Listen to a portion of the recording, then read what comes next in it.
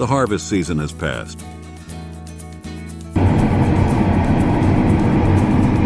With a plentiful yield and prosperous year drew to a close, it has not ended with only joy and serendipity. These past seasons, we witnessed the chaos the wild boars can bring. In their native environment, they contribute a lot in their primary habitat. With their rooting behavior, they use their snouts to dig into the soil in search for food. This helps nutrient cycling and growth promotion of specific flora within the vicinity by turning over the soil, burying the seeds, and aerating it. They also disperse seeds when they move to one area over another, letting them become one of the most effective pollinators and vectors of plant dispersal. When they wallow, they assist in creating microhabitats for insects, certain plant species, and even new mammals. Their population is also controlled by their predators, stopping them from spreading and keeping them in check. Take a look at this tiger. She gazes at her prey without creating any drastic movement, letting the wild boar come near the water. Seizing the opportune moment, she executes a strategic pounce on the wild boar with precision. Now, the bounty is hers to feast.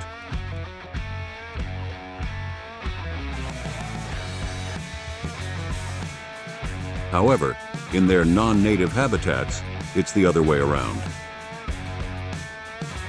Remarkably destructive, they showcase their power by ravaging the lands like never before. With an incredible sense of smell, their noses can smell crops and large fields yielding their food and diet. The adult pigs bring their boarlets with them and enter the fields to eat the crops the farmers prepare to harvest.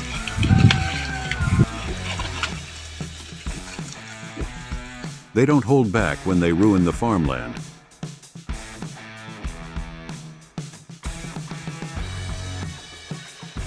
Leaving only damaged goods for farmers to see. Today, we will explore the importance of their diet for these feral pigs and how to mitigate their effects in the farmlands. Corn, an indispensable crop for wild boars. Corn provides the best nutrients and energy for any wild boar. We can say it is one of their favorite foods to munch, leaving cornfields their main targets. They come and hide within the cornfields to destroy every crop they see, starting from the middle towards the outside. In the United States, wild boar damages and expenses can rise to $2.5 billion annually, while in Australia can range up to 100 million Australian dollars per year. The government has been bolstering its efforts to subdue and combat them, especially when Texas harvest season comes near.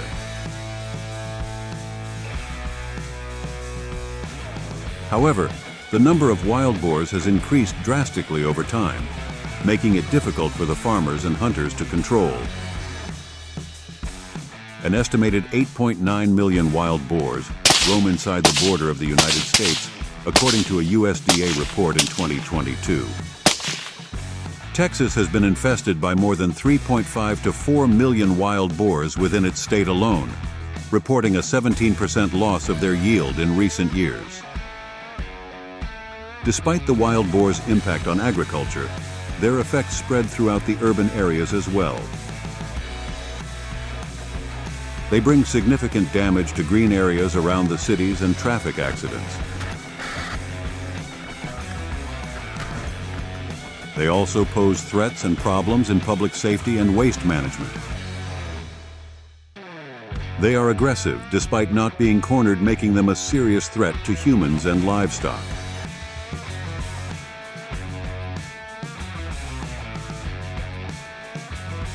Due to the wild boar invasion across the land, hunting has become a fun activity enjoyed by many who adore sport hunting. Despite being one of the effective methods to decrease the wild boar's number, Such acts somehow traumatize the wild boars and train them to avoid the hunters, making the wild boar's population dispersed. We also need to follow legal regulations in this process. There are some states that allow shooting wild hogs freely, such as Texas, Oklahoma, and Georgia, to name a few. However, New York, Michigan, Wisconsin, and more do not allow free wild boar hunts in these states. Hunters often hide and sneak in while wild boars are occupied, taking advantage and hunting them with accuracy and finesse. Hunters also integrate technology with their hunts, such as automated recognition systems, enabling them to monitor feral hogs' movement and their habitats. They also use hunting platforms to collaborate and share wild hog sightings to cover more ground and increase their efficiency. Some farmers also opt for trapping techniques to catch an entire sounder with just one drop. They can also use smart traps and add species-specific baits to only target wild boars. However, there are still some incidents of catching non-target species. It can also be labor-intensive to monitor the traps in large areas. Some of the best brands out there are Pig Brig Trap Systems, known for easy transport, and its multi-catch system. Hog Eye Camera System, which includes a coral trap and a camera to perfectly monitor the sounders to have perfect catch even at night with its night vision camera. Similar to the previous one, Boar Buster is also one of the best alternatives. It has a 24/7 motion sensor alerting you when wild boars start coming. It also features a suspended corral system, letting the sounders come from any direction, making it ideal for a large sounder catch.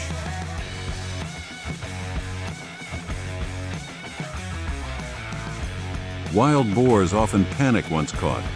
They will run back and forth and even throw themselves to the cage just to try their chances to escape their impending fate. Their misery will be ended by a shot or be purchased by wild boar farms to create an exotic type of meat, which is highly regarded in the culinary field. Using poison to control wild boars is also implemented in some regions. However, such a method can also pose risks to the environment or other species. It can cause contamination, human health risks, and the development of resistance to poison over time. It is also facing ethical dilemmas due to the method administered. There are also subtle ways being implemented by farmers to repel the wild boars, such as deterrence, habitat management, and genetic management. Deterrents are often used to repel wild boars with acoustic, olfactory devices, or motion-activated lighting. It can easily alter the behavior of wild boars, preventing habituation. Habitat management, on the other hand, focuses on environmental alteration to make the landscape less conducive for them to live in. Water management is also crucial in habitat management to discourage them from coming near agricultural areas.